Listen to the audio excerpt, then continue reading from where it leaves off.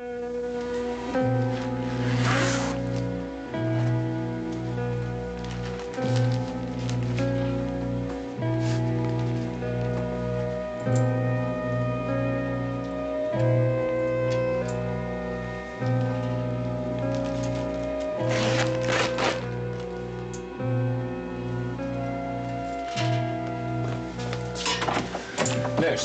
Yes, doctor?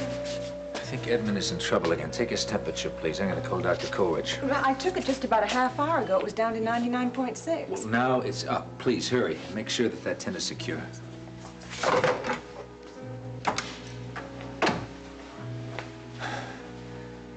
Operator, this is Dr. Seneca Bolak. Now, I'm trying to reach Dr. Faith Coleridge. I know she is not on duty, but would you please try her at home?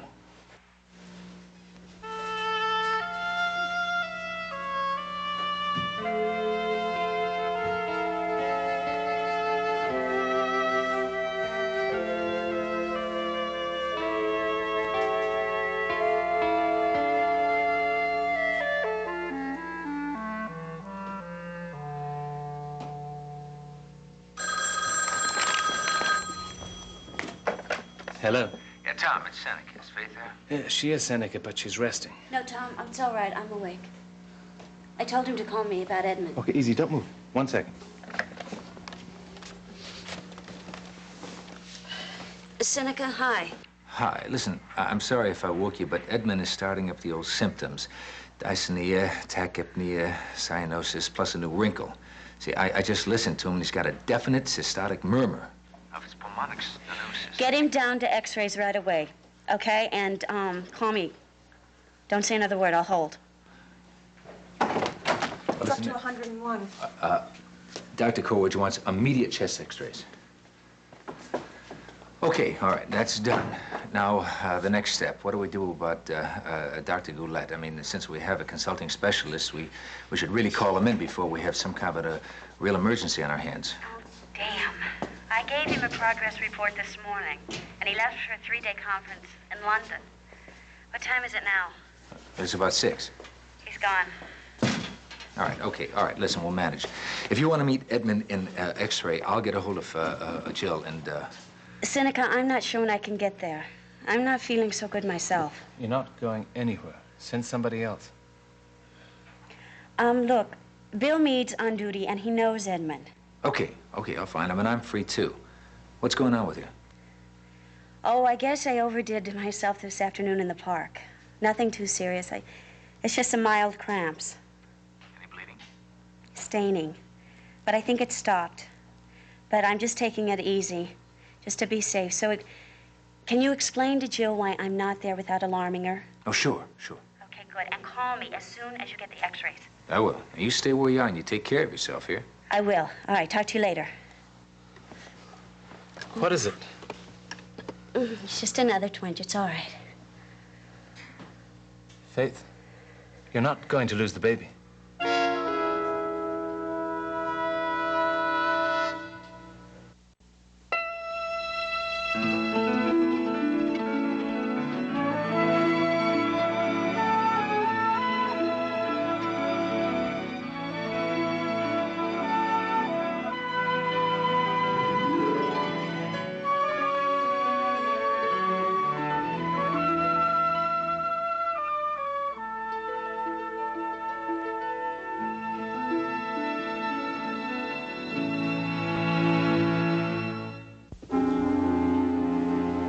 Tom, don't worry.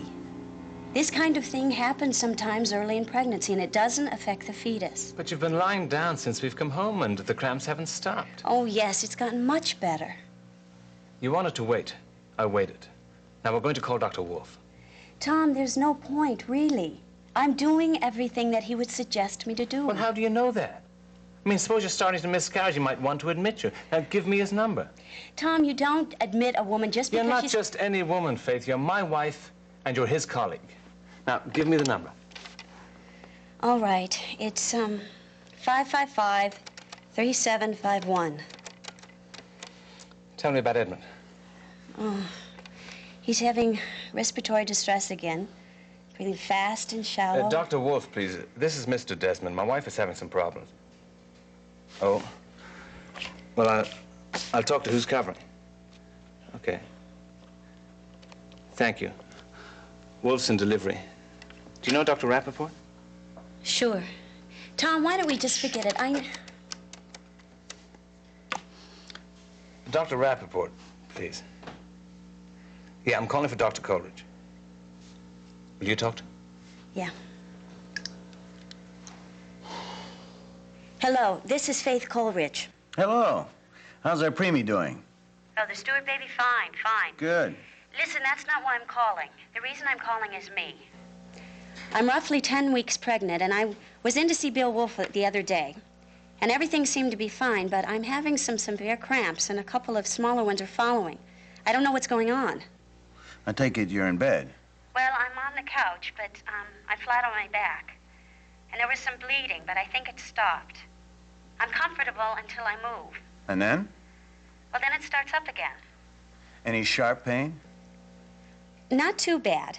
The first cramp when we got back from the park, that was the worst. The park? Tell me you weren't jogging. I assure you, Doctor, I wasn't jogging. Okay. But I did get more exercise than usual. Well, I'd say you should keep on doing what you're doing for tonight. And in the morning, if Bill's not available, you call me first thing. Fine. That's exactly what I told my husband you'd say. Coming over? Tell him I want to talk to him. Can you excuse me for a minute? Sure.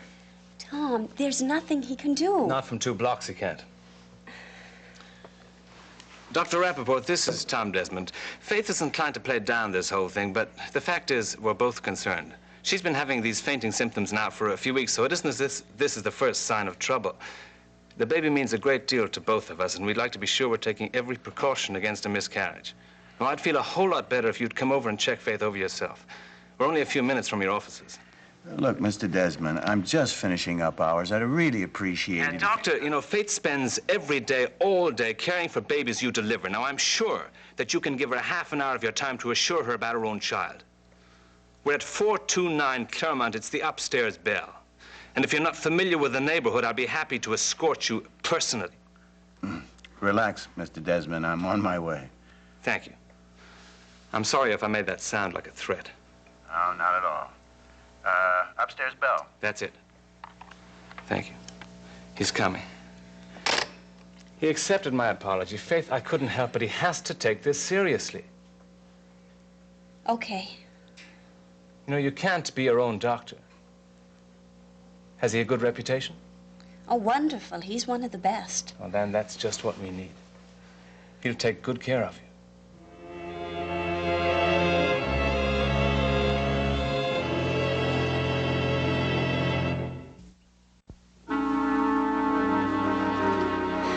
He was so much better. I don't understand what could have brought this on again. Viral things are crazy. I really won't know anything until we get the x-rays. Well, maybe we should just go down there and wait. No. They know I'm expecting a call here. What if he stops breathing? Jillian, you're surrounded by doctors. Now, come on, stop panicking, huh? Right. It's just that I keep thinking that I thought he'd be back home in a couple of days. Yeah, I know. I even considered taking him out to the beach house for the weekend. Sea air, all of that.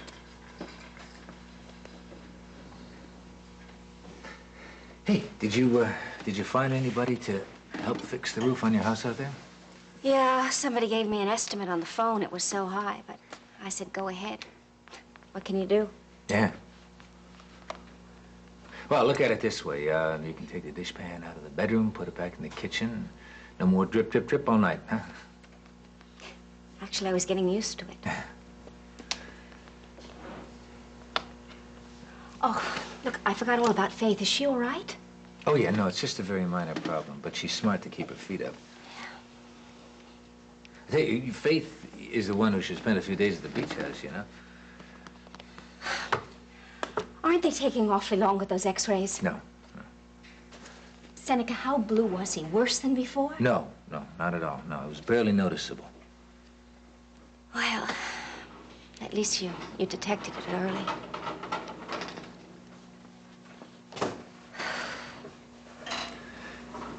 Was it an important meeting? The one that you were in when I got a hold of you? No, no. Who else was there beside you and Marshall? I don't know. Singer Weisenfeld. How about what's his name? Randolph. You can give up. The only person I'm thinking about is Edmund. I know what you're trying to do, and I thank you. But I know you couldn't care less about what's-his-face.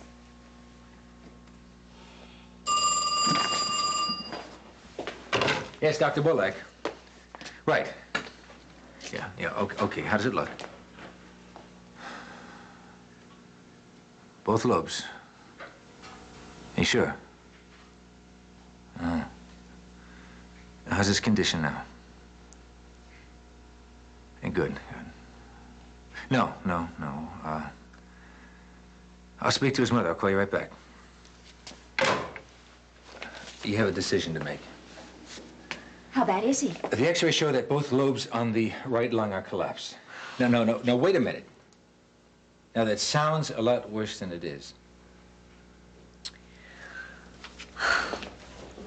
All right, what kind of decision now? What do they want to do? Hold on. There's more. You see, there's an obstruction of some sort. I figured that when I listened with the stethoscope. The x-rays show it, too. But there is a marked density in his lung. A density? What does that mean? Well, see, that's what they have to try and find out. Now, there's an exploratory procedure that they could do. If you decide to okay it, you'd be in the OR in minutes. I don't understand what you're talking about. I mean, what kind of density? A growth? A tumor? Possibly. But listen, it could be a small object, something he swallowed. Okay, and you need my permission for the procedure. It's called a bronchoscopy. You see, what happens is that they insert a tube into the bronchial passages. See, then there's a light attached to the end. And then the surgeon can follow it, and he can see exactly where the obstruction is, what it is, and decide whether or not to go after it. What are the dangers? Well, it's a general anesthetic, and fiber optic bronchoscope requires delicate handling. What can I tell you? But we have one of the best chest services in the city, in Jillian. There's really no sensible alternative.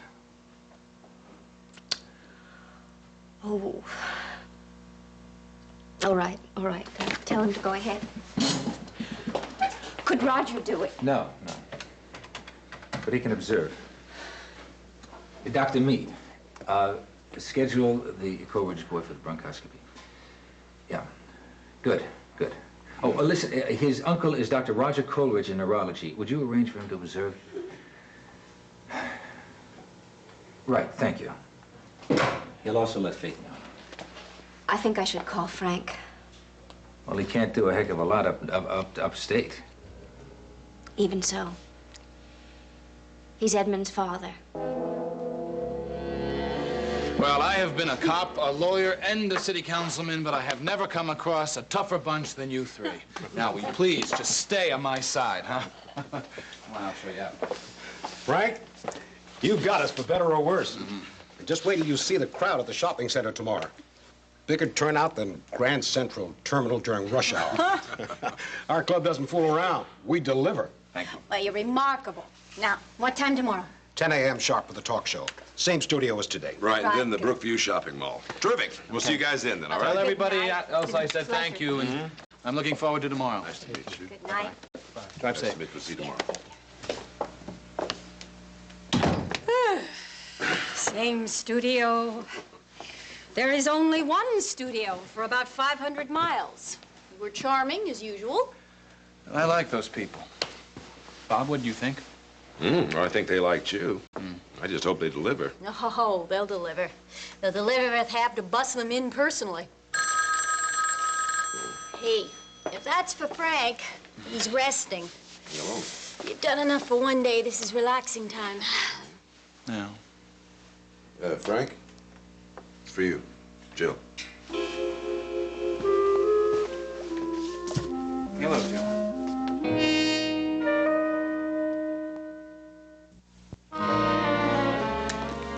I doubt there's any cervical effacement or dilation. The bleeding's very slight. And on the other hand, Faith, you're in a precarious position with these symptoms. Yes, I know that. Get somebody to cover for you at the hospital. I don't want you to make your own breakfast for a day or two. You're an invalid, you understand? I won't move. Good. Thank you for coming over, Doctor. I'm glad I did. Tom? Yeah. Tom, you can join us. How do you feel about waiting on this lady, hand and foot? Oh, I'm dying to. Good, because that's what you'll need for the next 36 hours or so. What about the baby? Baby, you'll need the same thing. If Faith is careful, this will probably pass. And once she's 14 weeks or so, we won't have any worry at all. But in the meantime, she should get extra rest. Go easy on the activity. And as I've told her, the next day is very important. So I want you to carry her up to bed. And don't let her stir. Can you manage that? Yes, sir, I'd be delighted. Good. Okay. If there are any severe cramps or strong bleeding, you call me right away. Oh, yes, I will. And thanks again for coming. Thank Good you. night. Welcome. Doctor, forgive me for being so rude on the telephone. Well, I've heard worse expectant fathers, believe me. Okay. I'll let myself out. Okay, thank you.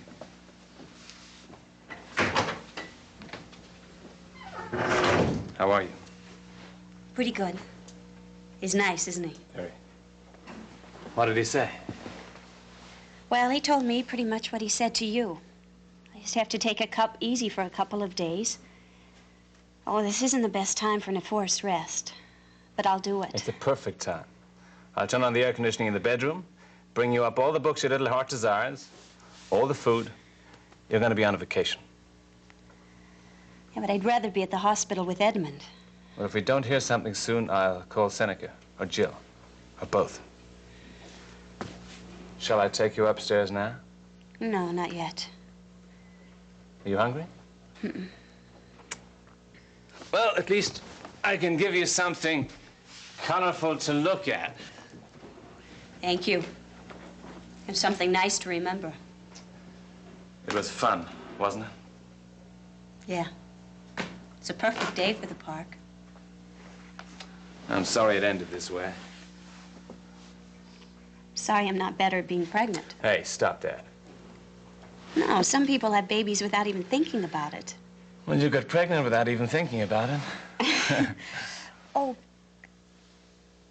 Don't be funny. Does it really hurt? Only when I laugh. Oh, at least we can laugh about it. Yes. Maybe it isn't the worst tragedy in your life after all. Oh, Tom, I never took it quite that far. You didn't say it, but I thought you must feel it. Even with all the doubts, I don't want to miscarry. Babies should live. Yes. Those kids were so cute in the park today. We'll take him there Sundays. Well, didn't you know he's a boy? No. Name of Matthew. You like that name, don't you? Matt. Matty. Matthew's a beautiful name. We'll be walking him there next spring. I promise.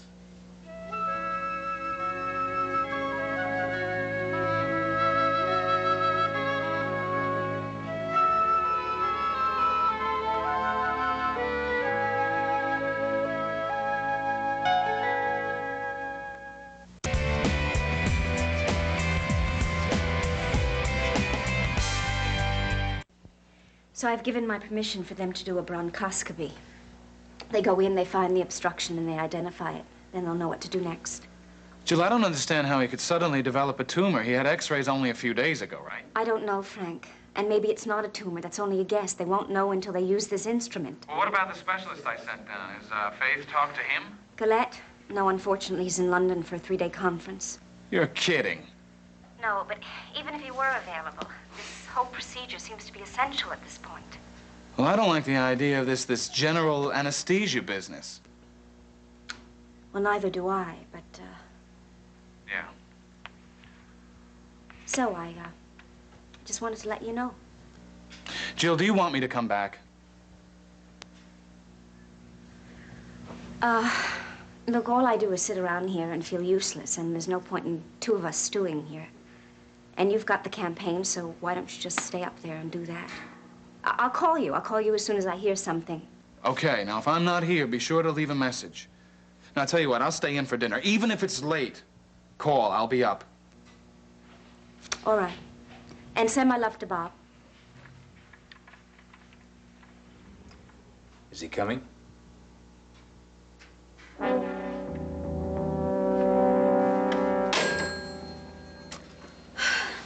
Poor Edmund, but I'm sure he'll be all right. Did you really mean that about having to cancel dinner? It's just that we did have reservations at a local inn. It's a pretty place near the lake. No, you go ahead. Oh, well, it's not important. But I do hope you didn't mean that about staying up late, because if you don't catch up on your sleep, you Frank, really are gonna... Frank, how's Jill doing? Fair.